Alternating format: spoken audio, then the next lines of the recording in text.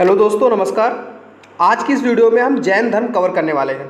Lucent की ये book है और यूपीपीसीएस, बीपीएससी और अदर एग्ज़ाम जहाँ पे हिस्ट्री के क्वेश्चन आते हैं वो हमारा टारगेट। आइए, जैन धर्म के संस्थापक एवं प्रथम तीर्थंकर ऋषभ देव थे। जैन धर्म के 23वें तीर्थंकर पार्श्वनाथ काशी के इक्ष्वाकु वंशीय राजा अश्वसेन के पुत्र थे। इन्होंने 30 वर्ष की अवस्था में संन्यास स्वीकारा। इनके द्वारा दी गई शिक्षा निम्नलिखित है, जैसे हिंसा न करना, सदा सत्य बोलना, चोरी ना करना और संपत्ति ना रखना। ये 4 इनके शिक्षाएं हैं। महावीर स्वामी जैन धर्म के 24वें एवं अंतिम तीर्थंकर थे। महावीर का जन्म 540 ईसा पूर्व के कुंड ग्राम यानी कि वैशाली वाले एरिया में हुआ था। इनके पिता का नाम सिद्धार्थ जो कि ज्ञात्रिक कुल के सरदार थे। इनकी माता का नाम त्रिशला था जो कि लिच्छवी डायनेस्टी के राजा चेतक की बहन थी। महावीर की पत्नी का नाम यशोदा एवं पुत्री का नाम अणुजया प्रियदर्शी था। महावीर के बचपन का नाम वर्धमान था। इन्होंने 30 वर्ष की आयु में माता पिता की मृत्यु के पश्चात अपने बड़े भाई नंदीवर्धन से अनुमति लेकर संन्यास जीवन को स्वीकारा था। ठीक है। 12 वर्षों की कठिन तपस्या के बाद महावीर को जृंभिक के समीप, जृंभिक स्थान का नाम है, ऋजुपालिका नदी के तट पर एक साल वृक्ष के नीचे तपस्या करते हुए ज्ञान का बोध हुआ था।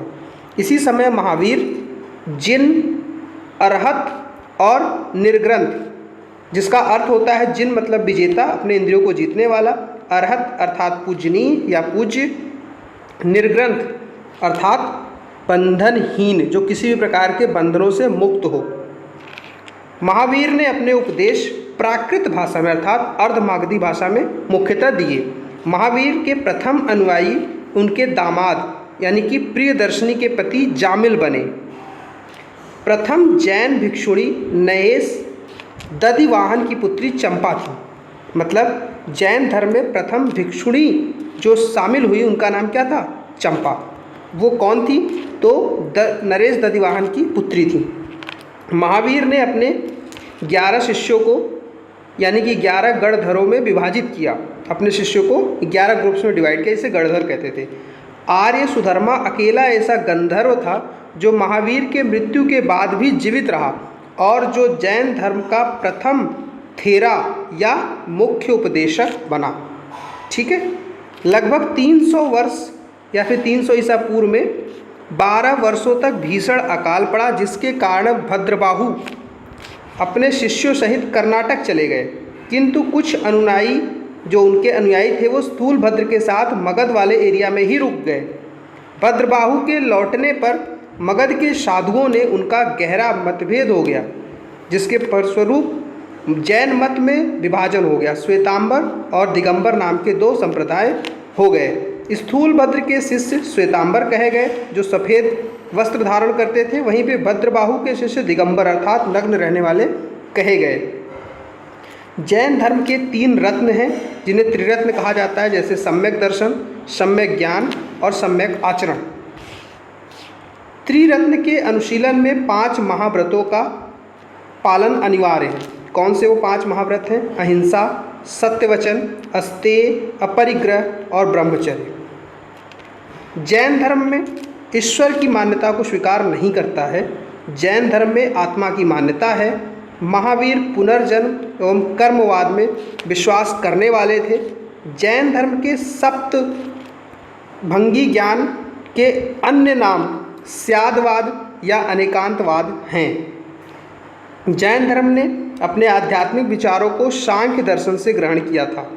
जैन धर्म मानने वाले कुछ राजा में उदायीन, वंद राजा, चंद्रगुप्त मौर्य और कलिंग नरेश खारवेल, राजकूट के राजा अमोघवर्ष एवं चंदेल थे। मैसूर के गंग वंश के मंत्री चामुंड के प्रोत्साहन से कर्नाटक के श्रवणबेलगोला में 10वीं शताब्दी के मध्य भाग में विशाल बाहुबली की मूर्ति अर्थात जिसे गोमतेश्वर की मूर्ति कहा जाता है उसका निर्माण करवाया गया। खजुराहो में जैन मंदिरों का निर्माण चंदेल शासकों द्वारा कराया गया था। मौर्योत्तर युग में मथुरा जैन धर्म का प्रसिद्ध केंद्र बन गया था। मथुरा कला का संबंध जैन धर्म से है। जैन तीर्थंकरों की जीवनी भद्रबाहु द्वारा रचित कल्पसूत्र में लिखित है, में मेंशन है। 72 वर्ष की आयु में महावीर को निर्वाण की प्राप्ति होती है, अर्थात 468 ईसा पूर्व बिहार राज्य के पावापुरी क्षेत्र में, जो कि राजगीर नाम से भी जाना जाता था। इसके अलावा मल्ल राजा सृष्टिपाल के राजप्रसाद अर्थात महल में महावीर स्वामी को निर्वाण प्राप्त हुआ था। तो ये इंपॉर्टेंट चीज़ रह गई। इसके अलावा कुछ टेबल फॉर्म में जो एक्स्ट्रा इन्फॉर्मेशन दी है उसको देख लेते हैं। जैन संगीतियों के बारे में 2 जैन संगीतियाँ हुई थी। पहली जैन संगीति 300 ईसा पूर्व पाटलिपुत्र में हुई थी, जिसके अध्यक्ष स्थूलभद्र थे। ठीक है। उसके बाद सेकंड काउंसिल 6ठी शताब्दी में यानी कि 512 ईस्वी के आसपास वल्लभी गुजरात में हुई थी, जिसके अध्यक्ष क्षमा श्रवण थे।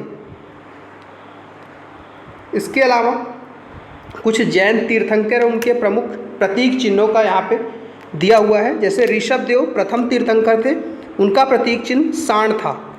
अजीतनाथ जो द्वितीय तीर्थंकर थे, हाथी। संभवनाथ तीसरे तीर्थंकर और घोड़ा।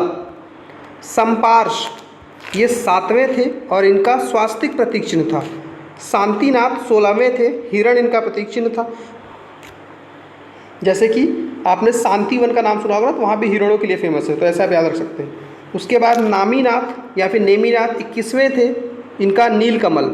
अरिष्ट नेमी 22वें और शंख। पार्श्वनाथ 23वें थे और सांप यानी कि सर्प इनका प्रतीक चिन्ह है। महावीर जो कि अंतिम और 24वें तीर्थंकर थे, सिंह अर्थात शेर इनका प्रतीक चिन्ह था। 2 तीर्थंकर ऋषभदेव और अरिष्ट नेमी के नामों का उल्लेख ऋग्वेद में मिलता है। अरिष्ट नेमी को भगवान श्री कृष्ण के निकट संबंधी माना जाता है। वहीं पे आप 2 चीज़ जो इम्पोर्टेंट हो याद रखिएगा। जैसा मैंने बताया कि 2 तीर्थंकरों का नाम ऋग्वेद में मिलता है, वो है ऋषभदेव और अरिष्ट नेमी।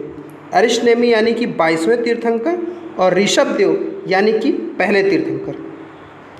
ठीक है। तो इस प्रकार से यहाँ पे जैन धर्म जितना भी लूसेंट में दिया है हमने कवर कर लिया, एक एक पॉइंट, और आपको एक्सप्लेन भी कर दिया, जिससे आपको याद करने में आसानी हो। ठीक है। इस वीडियो के बाद अगली वीडियो में हम बौद्ध धर्म कवर करेंगे। तब तक के लिए धन्यवाद। चैनल को सब्सक्राइब करिए, अपना फीडबैक जरूर दीजिए। मिलते हैं फिर से, तब तक के लिए